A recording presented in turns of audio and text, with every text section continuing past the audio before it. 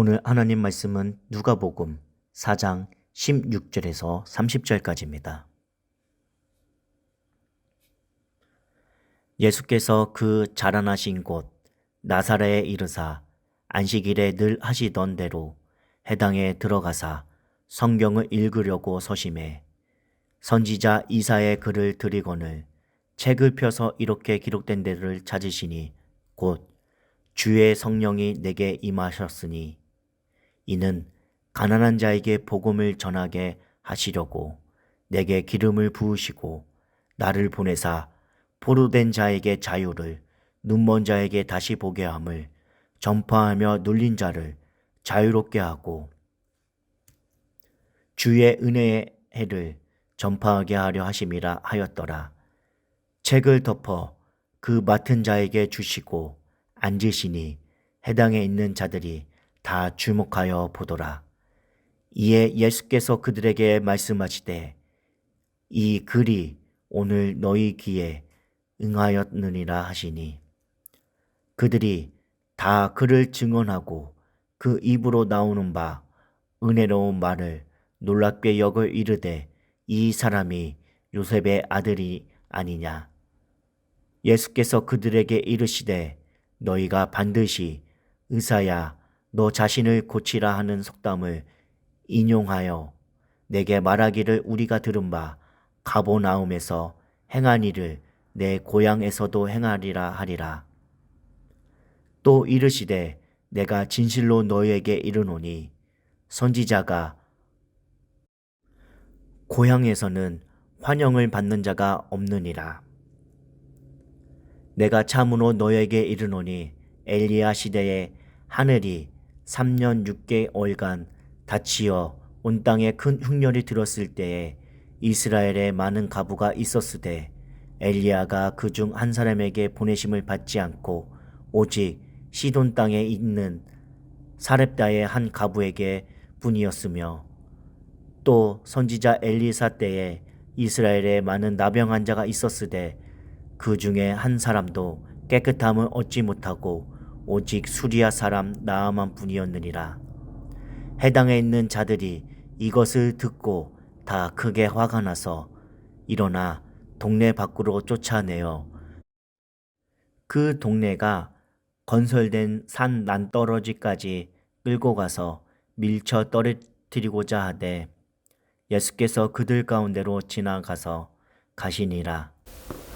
이 시간 사명받은 자의 길이라는 주제로 함께 말씀을 살펴보도록 하겠습니다. 사명은 우리가 선택하는 것이 아니라 하나님이 선택하시는 것입니다.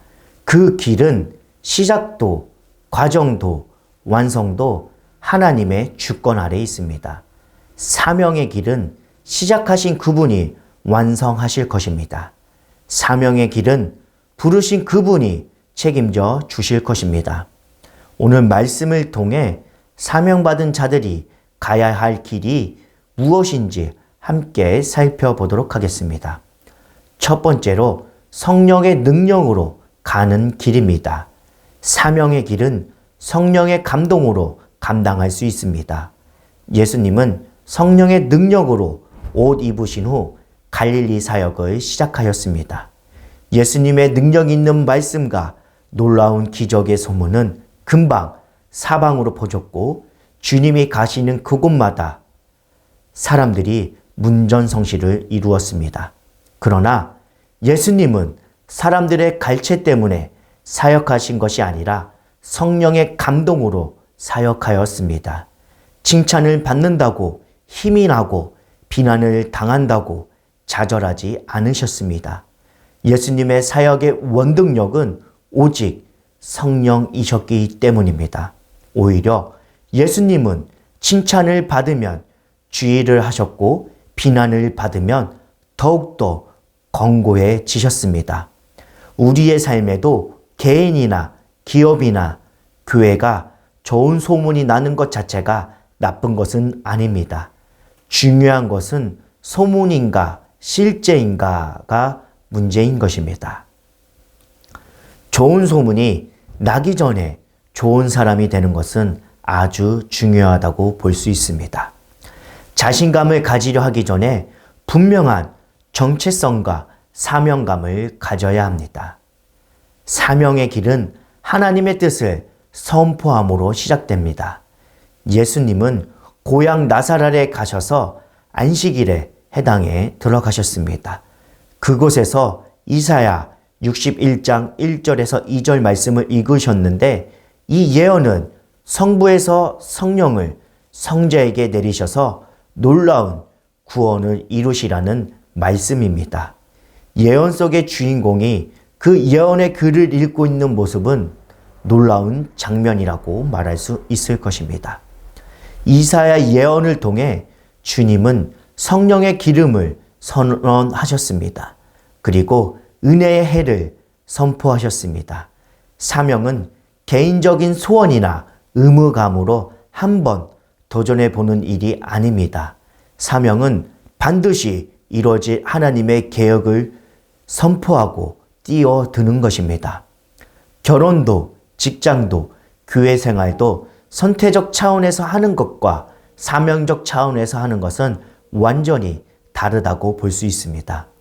사명의 길은 눈앞에 있다면 믿음으로 선포하고 출발해야 합니다. 성령을 의지하고 말씀의 약속을 붙잡고 시작하면 하나님이 이루어 나가실 것입니다. 두 번째로 나를 돌아보는 길입니다.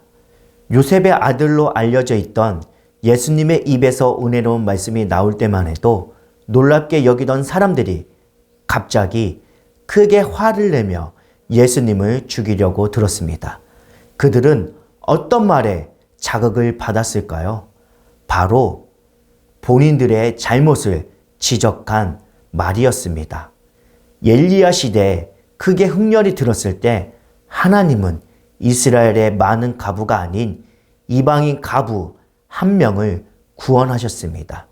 엘리사 때에는 이스라엘의 많은 나병 환자가 아닌 이방인 군대 장관 한 명을 구원하셨던 역사가 선민 의식을 지니고 있던 청중에게 모욕처럼 느껴졌을 것입니다. 자신의 문제를 인정하기란 쉽지 않습니다. 왜 그럴까요? 자신을 내려놓는 것은 실패나 패배로 생각하기 때문입니다. 나 자신의 판단의 기준이 되어 지적을 받아들일 여유가 없기 때문입니다. 지적하는 주체가 하나님의 아들이라고 해도 더욱 완고하게 마음을 먹을 뿐입니다. 주님은 우리의 어떤 점을 지적하고 있을까요? 그 말씀을 들을 때 우리의 반응은 어떠해야 할까요? 지적받은 것에 화가 나서 고집을 꺾지 않고 불순종하는 것은 교만입니다. 우리는 주님의 권고를 언제든지 유연하게 받아들이고 우리의 생각을 주장하지 말아야 합니다.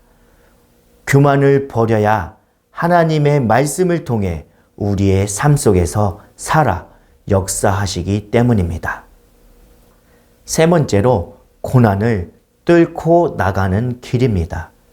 예수님의 선포 이후에 해당하는 충격의 도가니가 되었습니다. 목수 요셉의 아들이 사람의 마음을 깨뜯는 설교를 전했기 때문입니다. 그들은 예수님을 죽이려까지 했습니다. 왜 인간은 하나님의 아들을 거부할까요? 은혜를 원하지 않기 때문입니다. 은혜의 해는 희년을 의미합니다. 희년에는 모든 것이 원상으로 복귀되어야 합니다. 인간은 은혜를 원한다고 하면서 기존 질서가 바뀌는 것은 원치 않습니다. 우리만의 달콤한 꿈을 꾸고 싶지 꿈꾸던 그분이 현실로 오시면 다가오지 않습니다. 인간의 우월성에 대한 이상을 고소하기 위해 현실로 찾아오신 하나님의 아들을 제거하려는 것입니다. 하지만 예수님은 죽음의 위협을 뚫고 걸어 나오셨습니다. 사명을 지닌 자는 현실의 어려움을 굴하지 않고 오히려 담대하게 앞으로 나아갑니다. 사랑하는 성도 여러분, 예수님은 성령에 충만하신 상태에서 말씀으로 사역을 시작하셨지만 곧바로 고난을 맞으셨습니다. 사명의 길에는 언제나 양면성이 존재합니다. 갈채와 더불어 유업이 있고 승리와 더불어 고난이 있습니다.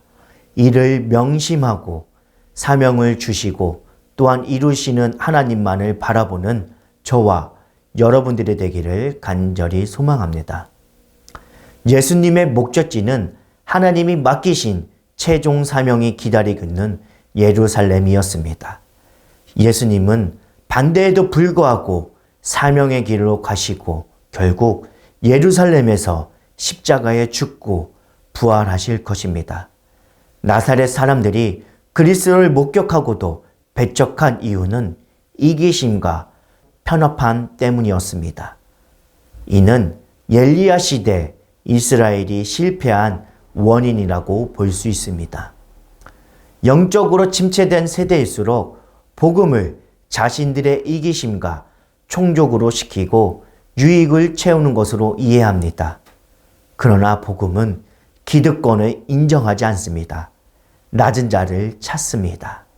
오늘 하루 낮은 자리에서 온전히 복음을 받아들이는 사명받은 길로 나아가는 저와 여러분들이 되기를 간절히 소망합니다.